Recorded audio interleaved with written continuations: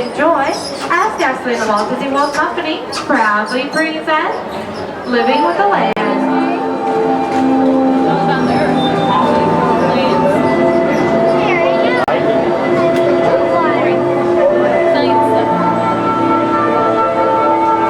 Welcome to a voyage of discovery and awareness of the richness, the diversity, and the often surprising nature of living with the land. Our journey begins as dramatic and sudden changes are sweeping over the land. The approaching storm may seem violent and destructive to us. To nature, it's a new beginning in the cycle of life.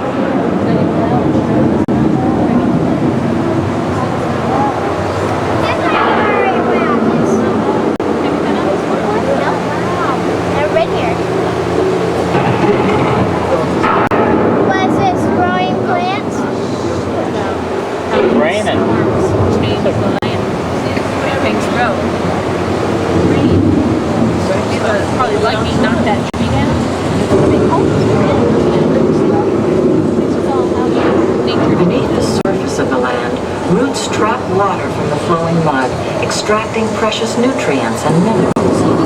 These elements, when combined with sunlight, create the diverse living systems of our planet.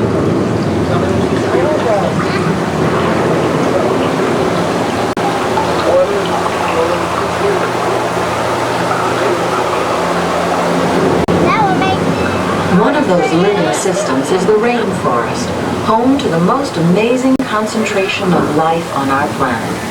These dense and beautiful forests cover only a tiny portion of the Earth's surface, but they contain more than half of its plant and animal species. Rainforests are also extremely rich and productive living systems, providing us with oxygen, food, medicines, and other elements essential to our lives.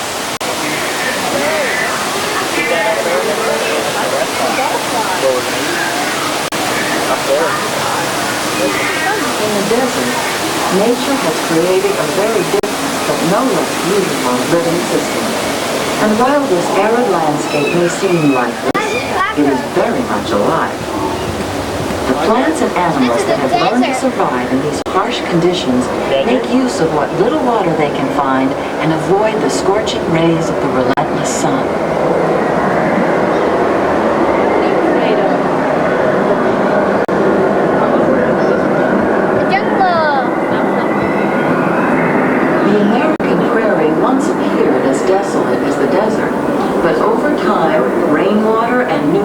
Gradually penetrated the hard surface of this land. Even the hooves of the mighty buffalo helped create the rich soil that would one day become home to the American farm. That's a yak. I mean a buffalo. What? It's a birdie. There's a flash of light, but there was no... The root there, see? Oh, look, a farm. Of all the forces at work on the land, humans have had one of the most profound effects. The need to produce food for a growing world led to the enormous use, and sometimes overuse, of the land. In our search for more efficient ways to grow food, we often fail to realize the impact of our methods.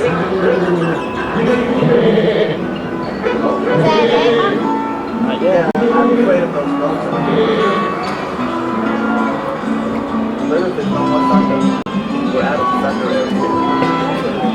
Today, we're learning to live with the land, discovering better ways to grow food that will assure both human and environmental well-being.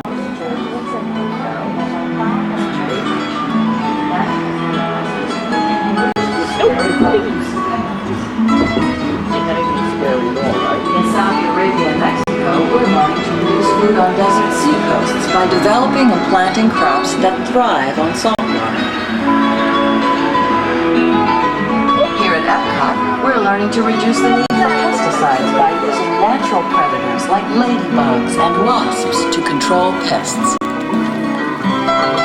In Japan, we're learning that by adding composted leaves and other plant material to our soil, we can reduce the need for fertilizers. Farmers across the world will learn that by plowing under vegetation,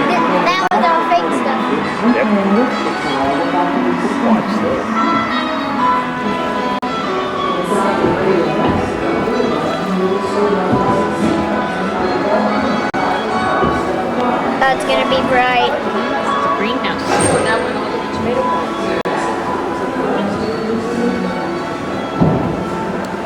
There we go.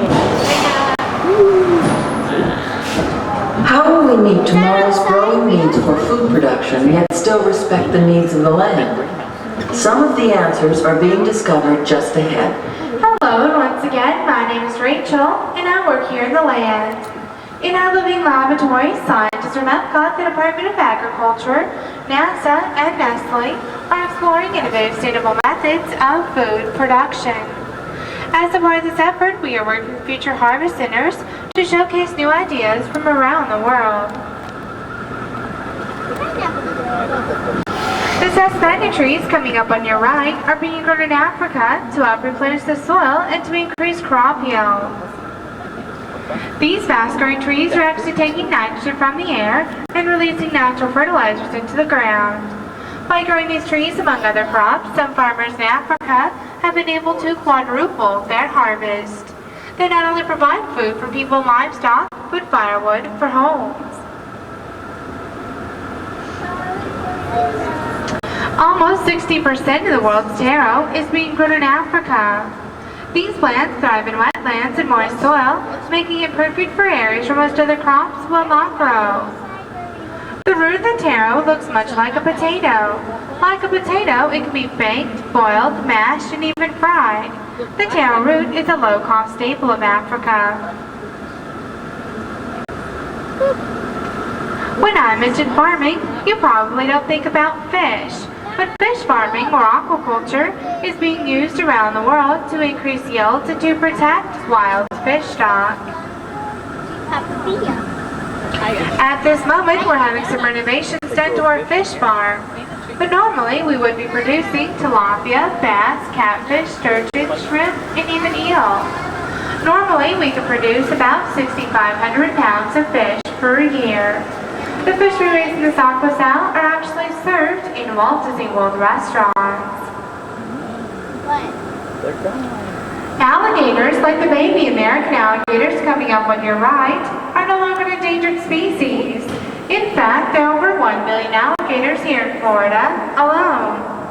Aquaculture is one of the main reasons for their recovery. Most alligators are bred on farms for their meat and hides, while others play a key role in wetland conservation. Worldwide, aquaculture is rapidly growing and already produces about 20% of all fish consumed. Who knows, maybe one day farming in the ocean will be as common as traditional land farming is today.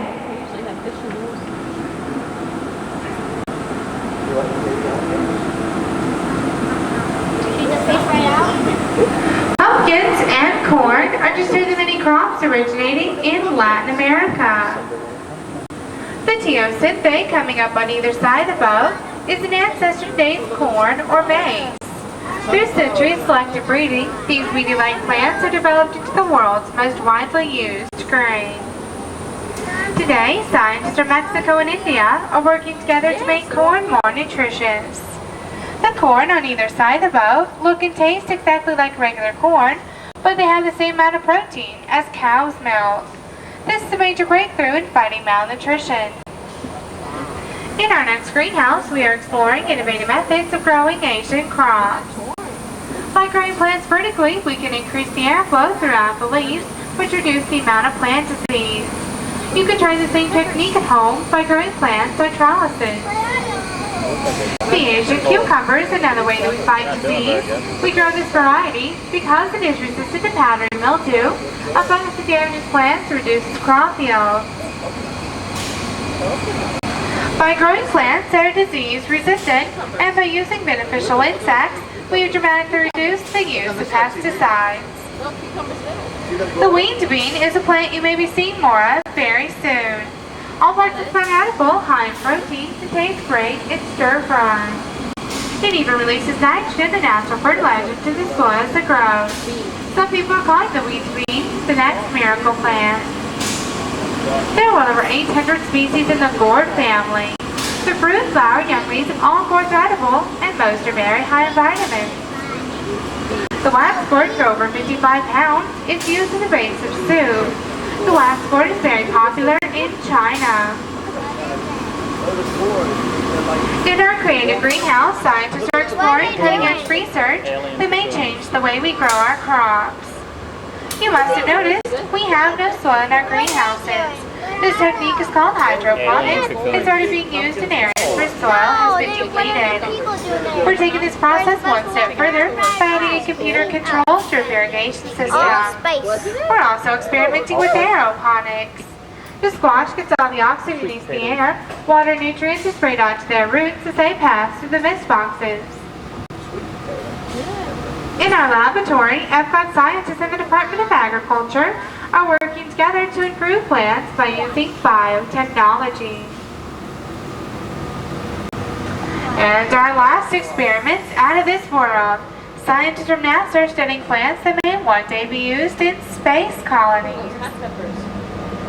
There is so much more that we can learn from nature and science about living with the land. The laboratories you've seen here today are just one small part of the story. Once harvested, each crop needs to be handled with care on their journey from the field to our table. The fruits and vegetables we grow in our greenhouses are actually served just above us in the Garden Grill restaurant. Scientists from Nestle and other organizations are dedicated to improving the quality and taste of the foods we enjoy and rely on. If we all work together, we can help preserve the land as a precious and beautiful resource and still meet the needs of our growing world. Then and only then will we be truly living with the land. If you would like an even closer look at our greenhouses, stop by the Green Thumb Emporium for more information about the behind-the-scenes tour. The behind-the-scenes tour is led by members of our science team. On behalf of Nestle and the Walt Disney World Company, thank you for joining me on this journey. For your safety, please remain seated with your arms, legs, hands, and feet inside the boat till we come to a complete stop at our dock area.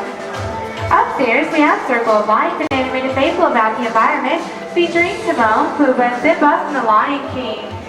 Just to your right of our exit, we have a rock and roll concert on good nutrition. Food Rock stars characters such as the Peach Boys and Chubby Cheddar. At this time, please look around, gather up all your personal belongings, take small children by the hand. Once we come to a complete stop, you'll be exiting towards your right and the rear of the boat.